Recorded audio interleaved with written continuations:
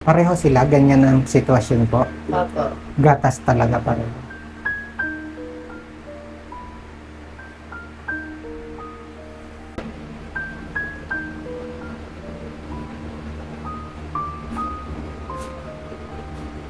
Una ho yun parang nilagnat. Nakataas na ho. Nangangalagkag. Pagpasok ko, sabi ko, hindi mo isipin na nasa bahay, ano nanay? Para kang pumasok sa isang ospital. Opo. May mga honor ho. Hanggang grade 7 po. Simula po elementary, consistent honor student sila. Opo. Dami. Mga nais po magpaabot ng pagmamahal para po sa kambal. Kung magsesend po kayo dun sa ating account, isang maiksing message for kambal. Yun po para alam ko na yung matatanggap ko po ay para sa kanila. And then, ayan, pwede rin po kayo mag-message kay Kuya Benji. Tuwing hapon umaga ako dasal.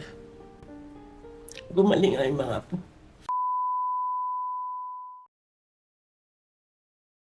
Ako po ay si Kuya Benji. Ako po ay from Batangas City.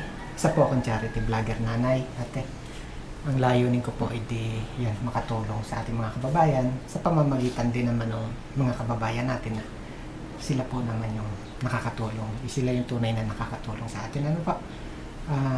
Kayo po ba'y sumasang-ayon na makunan po yung inyong kalagayan? Opo. Ate? Aba, yun pong makakatulong po sa kanila. Pakilala mo na si ate. Anong pangalan ni ate? Winnie po. Winnie? Alilio. Si nanay naman? Ay, Daisy Landitso po. Daisy Landicho. Yan.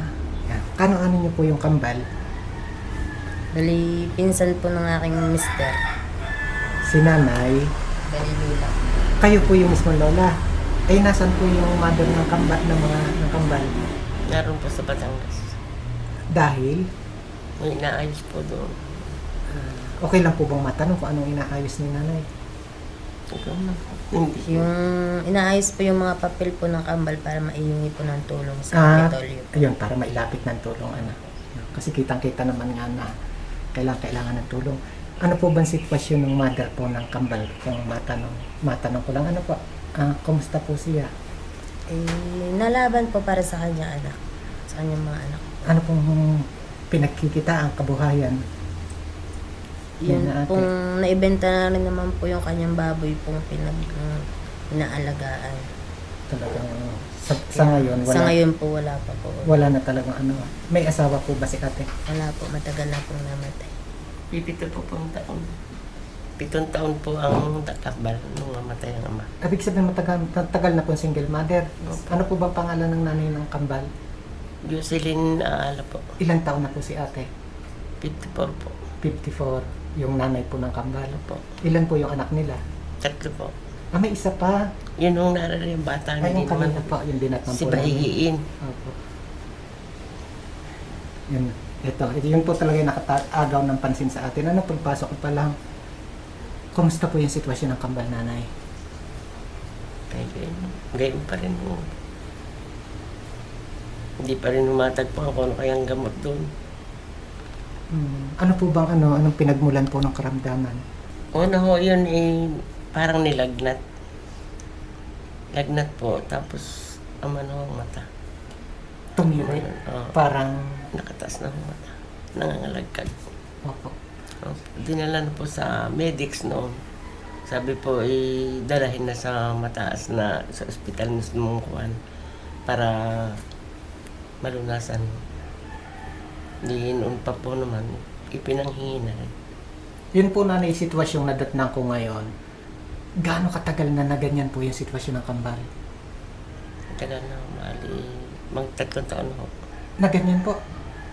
Kasi mga kababayan talagang pagpasok ko, sabi ko, hindi mo isipin na nasa bahay, nanay. Para kang pumasok sa isang ospital. May mga honor ho, hanggang grade 7 po. Sila yung nasa honor roll. Pero nung grade 8 ho, hindi na ako. Ibig sabihin, nag-umpisa yung karamdaman, yung sakit nila, nung grade 8 na. Oh, Ilang taon na po ba sila? Nung grade 8 na. Anong edad na po nung kambal nanay? Ngayon ay 16. Nag-16 na ho sila. Bali 13 na.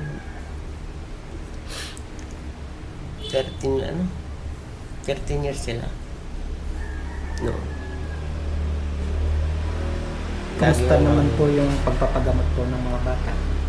Ay, dilihiso din ho ang ipapagpagamot. Kung saan nga ho. Kung saan na po lumalapit? Mm. Minsan sa mga kamag-anak at saka ho yung sa munisipyo po. DSWD. Kung saan lahat ng pwedeng lapitan na po. Mm. Ano po ba ang sitwasyon ngayon ng kambal? Ano po kailangan gamutan o ano yung pangangailangan nila? Kailangan po ng pambili po ng gatas, gamot, mga diaper po nila. Sa gatas po talaga kami pambili po ng gatas. Ano pong gatas nila? Pediasure po. Yun yung yung nakita ko kanina na Opo. totaling wala na po silang kinakain na kahit Wala ano. na po, gatas lang po Gatas lang talaga. talaga. Yun lang po nagbibigay po sa kanilang katawan. Kaso po ang mahal po. 2,000 500. Ay 3 peso lang. Hindi pwedeng mapaliban nanay. Kasi yun lang talaga yung tanging pinagkukunan ng lakas nila. Kumusta naman po yung naging pagpapagamot po ng kambal? Yung po ba may nasabi yung doktor kung ano po yung kalagayan nila? Basta pinalabas na ho at sabi ayos na raw. Pero natukoy na po kung ano eksaktong karamdaman ng kambal. Hindi po. Kasi po kind of epilepsy po pero unspecified pa po siya. Hindi pa tukoy. Hindi po tukoy kung ano pong mismong epilepsy. Yun po ang pinaka-findings po ng doktor. Pero kaya po sila binutasan sa liig. Tulong sa paghinga po na hindi po sila kakapusin sa hangin. Dahil po pag daw po kayo na po sa hangin, oras na magiging brain dead po sila. Ito nakakagulat nanay. Sabay silang nagkasakit? Yung kambal? Parang una ho yung isa, sumunod na ho yung isa. Ganyan daw po ang kambali. Parang una yung, halimbawa ay kagabi ay lagnat. Ang isa mo ngayon. Ganyan ho ang kanilang Talagang walang naiiwan walang naiwan nga. Sabi ng mga iba, ganyan daw talaga ho ang kambal. Ay di, siyempre doon na tayo maniniwala. Pag lagnat ang isa, bukas lagnat na rin ang isa. Humihingi po ako ng tulong sa inyo na aking mga apo.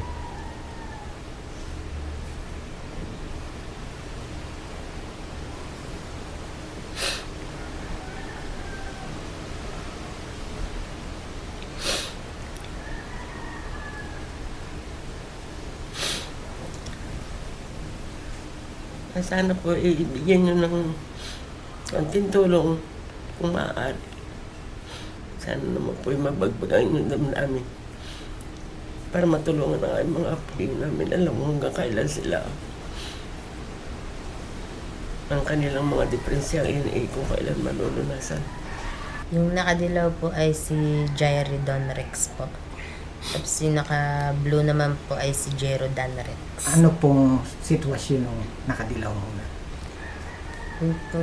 Babago pa po kasi siya labas ng hospital. So hindi pa po fully recovered yung butas po sa leeg niya. Bago lang siyang binutasan. Yes po. Magwa 1 month pa lang po. Tapos yung naka-blue naman po, halos 3 months po siya doon sa ICU. Kaya medyo okay na po ang kanyang. Ngayon pong March 5, ibabalik po ulit siya at operahan po ulit. Parehas sila may butasan. Yes po. Parehas din sila sa ilong na lang talaga, gatas din. Gatas lang.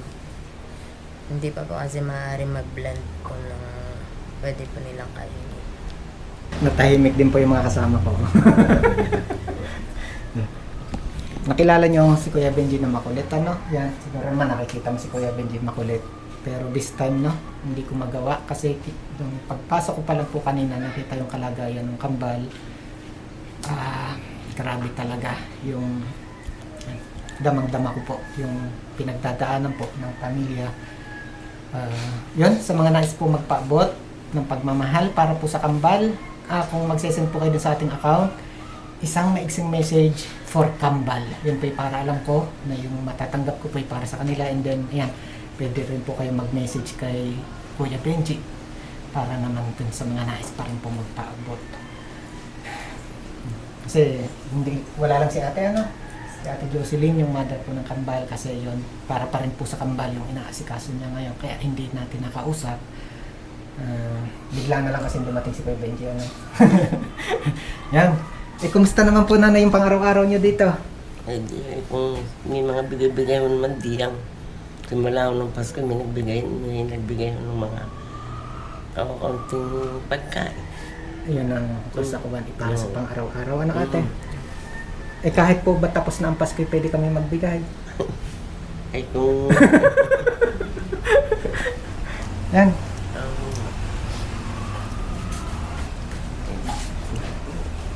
Bigay-bigay nga ko lang talaga ng mga tao. Ay si nanay po ba, ano, si Mister? Si Lolo po. Wala na akong mister. Balo na rin kayo. Matagal na po. Tapos si ate, ganun din. Hindi naman din ano ang tawag doon? Single parent. Hindi naman din na ano kanina. Kumusta po yung ano, kabuhayan yung pang-araw-araw niyo dito? Ay di yun nga. Talagang... Kung sino kung ano, ay di may nagbibigay naman niya ho. Minsan pera. Saka yung mga grocery, bigas. Din. Talagang ano, sa kuwan ay sa dasal, ano po? Sadyang, kaya sabi ko yung tulong na lang sa paggaling ng mga bata. Yung tuwing hapon umaga ako, dasal. Gumaling ay mga po.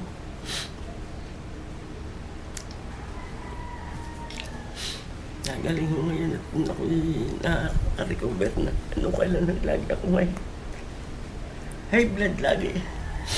Dahil nga ako sa habag ko na. Sa ay mga po. Gano'n minsan uusungin namin nalagay sa silya bago pa ako susubukan ng pagkain. Nakakapagsalita pa ako naman. Nasigaw pa na nahingi pa rin ho ng mga gayon. Ay pag minsan wala namang maibigay. Meron po kami ditong dala na dik, palagay doon. Sige, okay lang po. Yan, isandal mo na doon. Yan po 25 kilos na bigas, nanay. Tapos ito naman, sana hindi makatulong po doon sa inyong kalagayan. Ito po, nanay, ay ito po ay halo-halo na. Ayan po ay mga groceries, sari-sari na, para po kahit papaano makatulong po dun sa kalagayan. Salamat naman po sa inyo at kayo ay nakarating din dito sa amin. Maraming salamat. Tapos yan, bukod dun po pansamantalay ito muna, nanay, kasama ng mga bigas natin at groceries. Kayo nang bahala mag-abot kay ate. Ano pa? Dahil kasi wala po siya. Pumapatak ang iyong luha, nanay. Ha? Namiss ko tuloy ang amin ina. Ito po, nanay, ito pong 25 kilos na bigas. Ito naman pong grocery. Tsaka yan po naiabot ko. Yan po galing kay... Yan. Maraming salamat po kay Ma'am Charity. Siya po yung ating anonymous sponsor from Vienna, Austria. Yan, napakalaking tulong po para sa katulad nito. Nabisita natin si nanay. Nakita natin yung kalagayan. Kaya yan, meron din po tayo naiabot para sa kanila. Pero nanay, si Kuya Benji naman po talaga. Wala po akong maitutulong. Ang makakatulong po sa atin, katulad ni Ma'am Charity, at yung iba po pong mga kababayan natin na makakapanood, samahan natin ng dasal. Ano po? Sana mula dun sa mga makakakita po sa lahat, mula dun sa mga makakapanood ng video, ay meron pong makatulong para kay nakambal. Ano po? Dasal lang po, nanay. si God po yung higit na makakatulong po dun sa kalagayan natin ngayon. Kaya again mga kababayan, para po this time, yan, naglalambit po si Kuya Benji para naman po sa kambal. Again, para higit po natin silang matulungan, mga kababayan, please share this video po.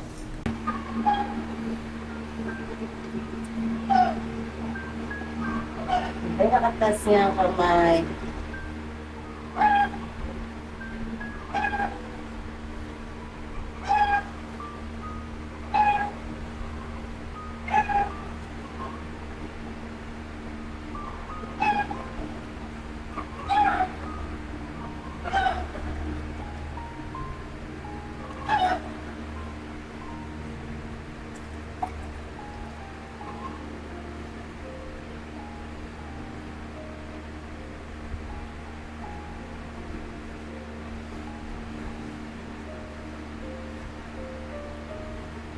Pareho sila, ganyan ang sitwasyon po. Opo. Gatas talaga pareho.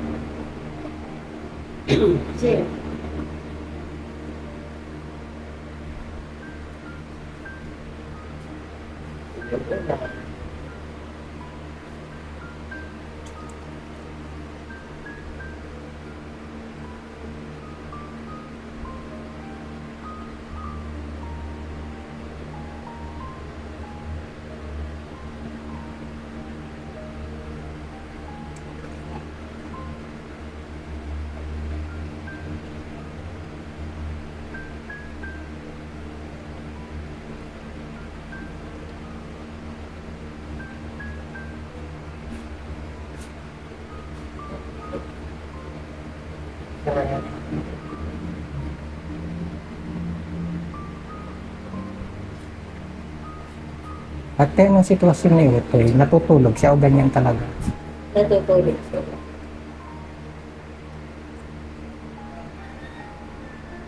Parang tingin ko'y nakamulat. Oo.